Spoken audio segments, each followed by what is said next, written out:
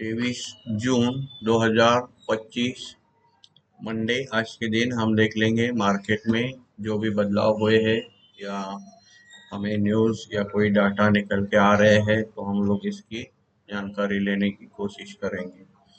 फिलहाल हम लोग देख लेंगे अभी जो न्यूज़ फ्राइडे मार्केट बंद होने के बाद जो अमेरिका ने ईरान के ऊपर जो हमला किया था उससे बाजार को कितना हुआ नुकसान। ऐसे ये न्यूज़ में दिख रहा है। सभी आज हेडलाइन यही थे। सुबह खुलते में भी मार्केट में हमने देखा नया लो बनाया था इस हफ्ते का या गए हफ्ते का 24,830-28 और बंद दिया है 24,971, मतलब 140 पॉइंट रिकवर किया हुआ है और यहाँ पे ऊपर 25,000 क्रॉस करके भी आया हुआ है। तो इसे हम समझने की कोशिश करते हैं कि ये जो दिखाया था ईरान पर अमेरिका के हमले में जो हमला हुआ था हमने भी देख लिया है, लेकिन उससे जो होना चाहिए था वो नेचुरल इफेक्ट मार्केट में नहीं हुआ। लग रहा था 300-400 पॉइंट गैप डाउन खुलेगा, खुला भी, लेकिन वहां से फास्ट रिकवरी आई। अभी हमको ये पता चलेगा फिगर में कि किसने बाय किया है, क्या किया है, मार्केट को सिंथेटिक उठाया है, क्योंकि सभी जगह न्यूक्लियर वॉर की बात हो रही है और हमारे मार्केट में इतना क्यों उछाल आ रहा है, इसके कारण समझने हैं हमें। अगर कुछ पॉजिटिव है तो हम भी उसमें कूद पड़ेंगे, नहीं है तो हम लोग ब्लफ हो रहे हैं क्या, उसको भी देख लेंगे। तो थोड़ा बहुत समझने के लिए हम लोग देख लेते हैं कि ये जो जितना बड़ा था, तो फिलहाल हमारा तो एक रूट था क्रूड का, मेजर कंसर्न था। तो क्रूड हम देख सकते हैं यहाँ पे, क्रूड जो कल बताया जा रहा था 77, या ये अभी तो ये 73 पे आके रुका हुआ है, 76 भी पार नहीं कर सका। तो इसका मतलब जो भी चीजें बताई जा रही वो उतनी हार्मफुल है नहीं, इसीलिए मार्केट रिकवर हो रहा है, ऐसा हम लोग समझ लेंगे थोड़ी देर के लिए। क्योंकि अगर क्रूड से ही डिफेक्ट होना है तो क्रूड के भाव क्यों गिर रहे हैं। अगर क्रूड की इन्वेंट्री भी अमेरिका की शॉर्ट आई थी लास्ट वीक में, तो भी क्रूड बहुत बढ़ना चाहिए था, फिर भी क्रूड गिर रहा है, ऊपर जा रहा है, वहीं से गिर रहा है। तो इससे हुआ क्या है, क्रूड की डिमांड खत्म हो गई है या क्रूड के ऑप्शंस हमारे पास बहुत सारे विकल्प चालू हो गए हैं, क्रूड इतना हमारे लिए अभी डिपेंडेंट नहीं रहा है। तो इसे जानने की कोशिश करेंगे, लेकिन ये सोचने के पॉइंट है, इसमें जरूर सोचना जरूर है। अभी नया आज का जो था अनाउंसमेंट, इन्होंने जो किया था ईरान ने, hormuz जो उनका है जलमार्ग, या वहां से जो क्लोज करना था वो करने के लिए उनकी मंजूरी भी मिल गई है। तो उससे अभी कल बहुत बड़ा कुछ तो नुकसान हो जाएगा, ऐसा भी यहाँ पे न्यूज़ में हम देख रहे हैं।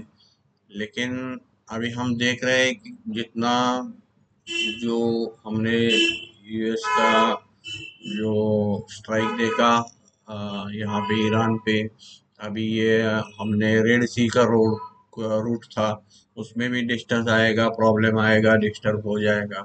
अभी ये नया बात न्यूज़ है कि ये होर्मुज के हिसाब से हमें क्रूड की शॉर्टेज हो जाएगी, $100 हो जाएगा।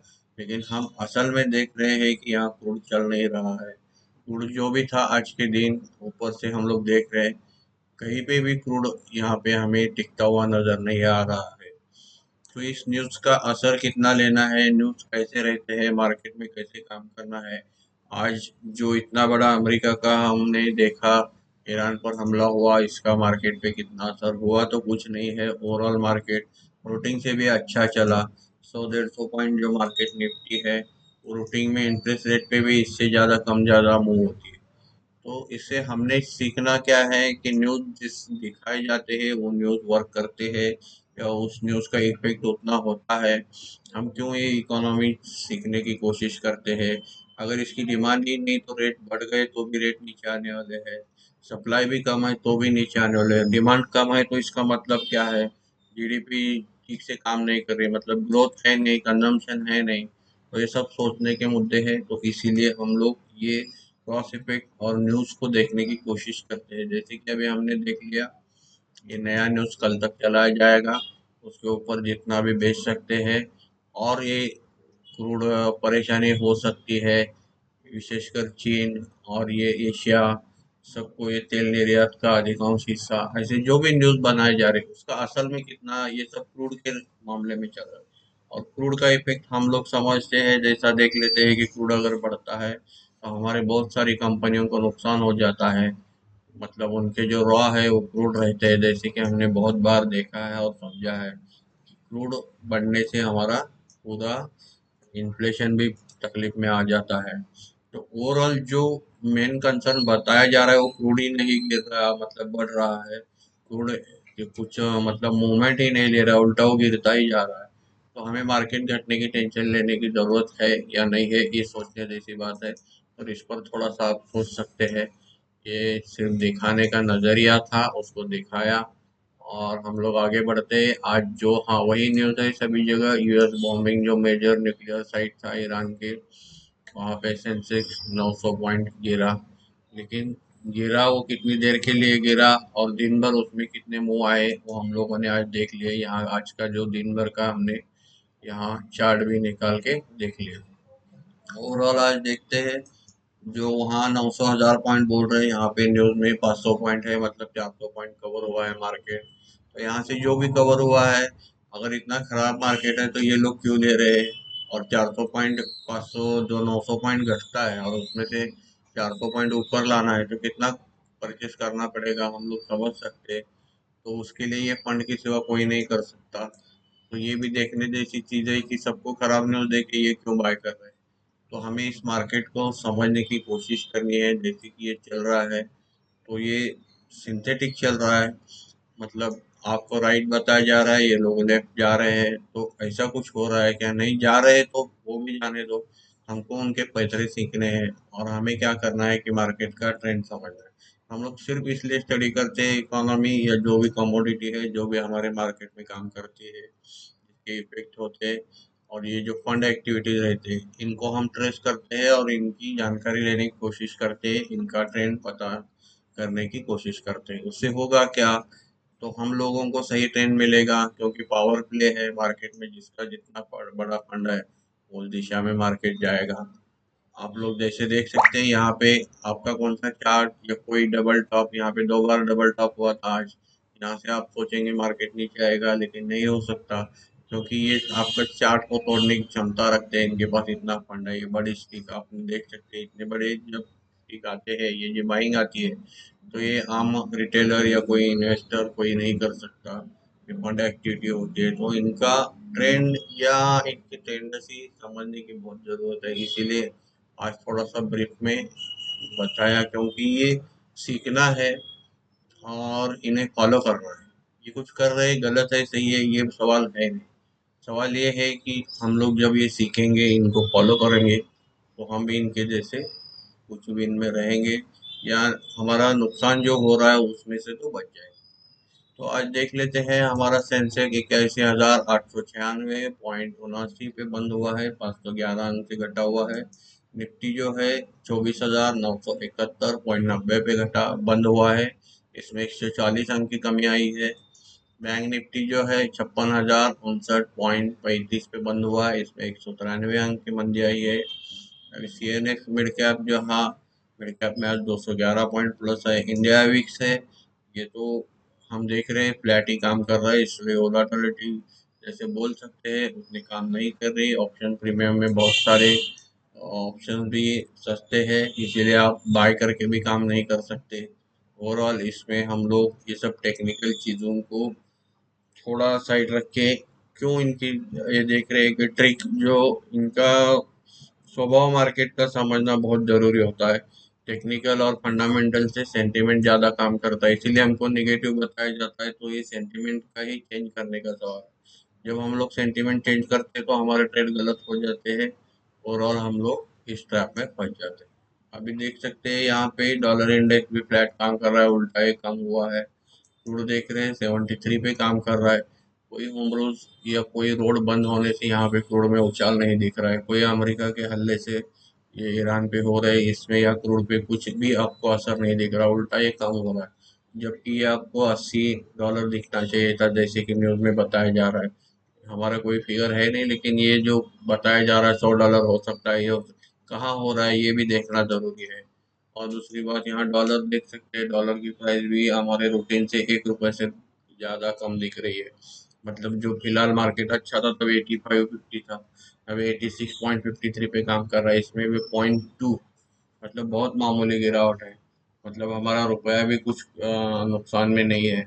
और गोल्ड बढ़ता हुआ दिख रहा है, ये एक हमें पॉजिटिव दिख रहा है। मार्केट में हम लोग अच्छी अच्छी चीजें देखने की कोशिश करते हैं, जहां हमें स्पेस मिलता है या श्योर लगता है, जहां हम कुछ कैश पार्क कर सकते हैं, उससे रिटर्न पा सकते हैं, ऐसी चीजों को हम लोग ढूंढने की कोशिश करते हैं। तो यहाँ गोल्ड हमको थोड़ा प्लस दिख रहा है। कोई टिप या रिकमेंडेशन नहीं है, खुद के फाइनेंशियल एडवाइजर से सलाह लेके काम करना है, लेकिन फिर भी जो दिख रहा है उसे हमको यहाँ बताना होता है। यहाँ पे गोल्ड देख रहे हैं हम लोग, वायदा में 531 रुपये से बढ़ के 99,108 पे काम कर रहा है। ओवरऑल सेक्टर देखें तो इंडिया, ये जो आईटी है, इसमें 577 अंक घटा हुआ है, एफएमसीजी में 400 अंक, सीएनएक्स फाइनेंस में 92 अंक, और ये स्मॉल कैप में 126 प्लस है। स्मॉल कैप मिड कैप अच्छा चल रहा है, दोनों प्लस है। और यहाँ पे एटो में 218 माइनस है। मेटल जो है ये भी 59 अंक से प्लस है। और फार्मा ये फ्लैट काम कर रहा है 13 अंक से। हम लोग देख पा रहे हैं, जैसे कि हमने जो इंडाइसेस देखे, अभी लूजर गेनर देख लेते हैं। यहाँ पे गेनर में Trent BEL, Hindalco, Tata consumer, Bajaj finance, coal India, Adani enterprises, Eternal, SBI life, Bajaj finserv, Hero motor, sorry Eicher motor, Grasim, Kotak bank, Tata steel, Adani port. अभी इस मार्केट में भी ये सब गेनर निकल के आ रहे हैं।